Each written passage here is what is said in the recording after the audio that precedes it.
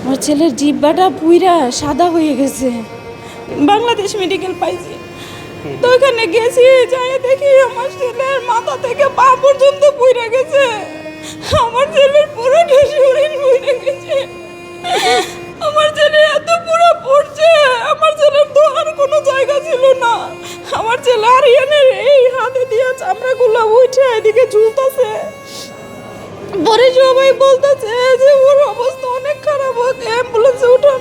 পরে অ্যাম্বুলেন্স দিয়ে আমরা অ্যাপোলোতে নিয়ে গেছিলাম, অ্যাপোলোতে রাখে নাই, বলছে এখানে এর বার্ন বেশি হয়েছে, একে রাখা যাবে না।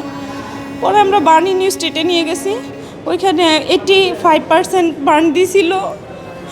পরে যখন টেস্টের মাধ্যমে সব রিপোর্ট হাতে পাইছে, হাতে পাওয়ার পরে বলতেছে যে 100-100ই হয়েছে। ওর ফুসফুসি পুইরা সাদা হয়ে গেছে, ওর খাদ্যনালী পুইরা চাইপে গেছে। আর ওর শরীরে এমন কোনো জায়গা নাই যে ধরার মতো কোনো একটু জায়গা বাকি ছিল না যে পুড়ে নাই। প্রতিটা জায়গায় ওর এত পুরা পড়ছে। আমার ছেলের পুরোটা শরীরের চামড়া উঠে গেছে। আমার ছেলের জিহ্বাটা পুইরা সাদা হয়ে গেছে। আমার ছেলে আমারে বলে, আম্মু তুমি কান্না করো না, আম্মু আমারে বলে, আম্মু তুমি কান্না করো না। আমি বলি না আম্মু, আমি তো কান্না করি না। আমারে বলে, আম্মু আমার নাকটা কি আছে? আমি বলি হ্যাঁ বাবা তোমার নাক আছে। আমার বাবা এত পুরার পরেও আমার বাবা অনেক কথা বলছে। তারপরে রাতে 2:30 বাজে আমার ছেলেটা মারা যায়। আমার ছেলেটা জোর করে মিস কোচিংয়ে নিছে। আমি বারবার বলছি মিস আমার ছেলে কোচিং করতে চায় না, তারপরেও আমার ছেলেটাকে মিস জোর করে কোচিংয়ে নিছে। এর মানিকরা আমার বুকেই বিরোধ পাইতাম।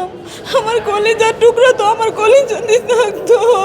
ছেলেটা ভুনা খিচুড়ি খুব পছন্দ করে, ভুনা খিচুড়িটা খুব পছন্দ করে আমার ছেলেটা। আমিও সকালবেলা ও ভুনা খিচুড়িটাকে বলতো কি হলো পোলাও, তো ওরে আমি সকালবেলা গরুর মাংস দিয়ে ভুনা খিচুড়ি রান্না করে দিছি।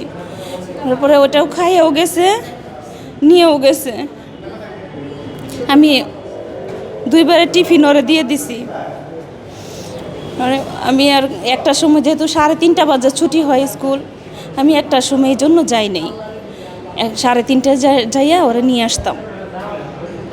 আমার ছেলেটা বলছে যে আম্মু আমার কি জেলখানায় দিলা? ওরা ওর কাছে মনে হইতো কি একটা জেলখানা। বলতেছে আম্মু আমার কি জেলখানায় দিলা? স্কুলটা এমন ছোট একটা বারান্দা, ছোট চিকন একটা বারান্দা। ওই বারান্দার মধ্যে মনে করেন শুধু একটা দরজা যেরকম গেট, যেরকম ওরকম একটা গেট। ওই গেট দিয়েই শত শত বাচ্চা ওরা বের করে।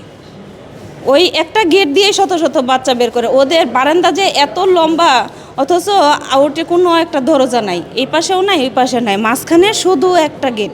এই একটা গেট দিয়েই শত শত বাচ্চা ওরা বের করে। আর ওইটা কোনো ক্লাসরুম ছিল না আগে, ওইটা আগে হোস্টেল ছিল, ওটা বাচ্চাদের হোস্টেল ছিল। ওই হোস্টেলটারেই পরে ওরা ক্লাসরুম বানাইছে। আমার বাচ্চার স্কুলে দিয়ে এসে আমি বাসায় নাস্তা করছি, নাস্তা করে আমি উত্তরে আসছি। তখন আমার বাসা থেকে ফোন দিছে যে আরিয়ান তো পুড়ে গেছে।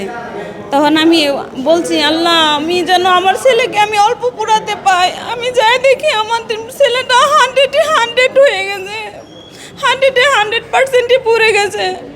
আমি বলছি যে আমি আরও ফোনে বলছি যে আমি কোথায় আসবো এখন? বাংলাদেশ মেডিকেল আসেন। আমি ওরা বাংলাদেশ মেডিকেল নিয়ে যাইতেছে।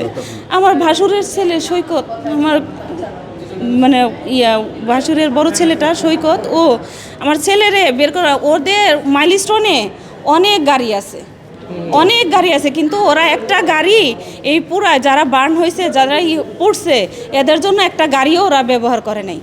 একে একে যখন আগুনটা লাগছে, প্লেনটা ক্রাশ হয়েছে, আপনারা ভিডিও হয়তো পাইছেন কিনা জানি না, আমরা ভিডিও পাইছি অনেক। একটা করে গাড়ি ওরা বের করে দিছে, প্রত্যেকটা গাড়ি ওরা বের করে দিছে। আমার ছেলেরে অটো দিয়ে শুয়াইয়ে তারপরে আমার ছেলেরে নিয়ে গেছে বাংলাদেশ মেডিকেল। নাম মনিকা আক্তার আখি, আমার ছেলের নাম মাহিদ হাসান আরিয়ান।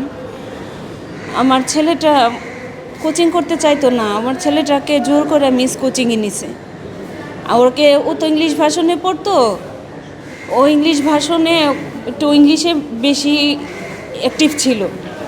তো বাংলাতে এই বছরই আমি বাংলা মিডিয়ামে ভর্তি করছি। বাংলাতে ভর্তি দেওয়ার পরে মিস বলতেছে যে ওকে তো ইংলিশে দিছে, ইংলিশে এতদিন পড়ছে ও, এখন ওকে বাংলাতে দিছেন, ওকে একটু কোচিংয়ে দেন, ও আর একটু ভালো বলবে, ভালো করবে ইয়াতে বাংলাতে। ওকে বাংলা ভাষণে দিছেন যখন কোচিংয়ে দিয়ে দেন। পরে আমি ঈদের আগে অনেক জোর করছে, আমি দেই নাই। মিস অনেক কিছু বলছে আমাকে দেওয়ার জন্য, আমি দেই নাই ঈদের আগে। তো ঈদের পরে থেকে আমি কোচিংয়ে দিছি। দেওয়ার পরে আমার ছেলে 15 দিন কোচিং করছে। কোচিং করার পরে আর 15 দিন অসুস্থ ছিল, ওই জন্য আমি কোচিংয়েও দেই নেই, স্কুলেও দেই নেই। আমার ছেলে 11 দিন পরে ওই দিন স্কুলে গেছে। 21 তারিখে স্কুলে আমি নিয়ে দিয়ে আসছি। দিয়ে আসার পরে আমি 1:30 বাজে খবর পেলাম যে আমার ছেলে হসপিটালে, আমার ছেলের পুরো শরীর পুড়ে গেছে।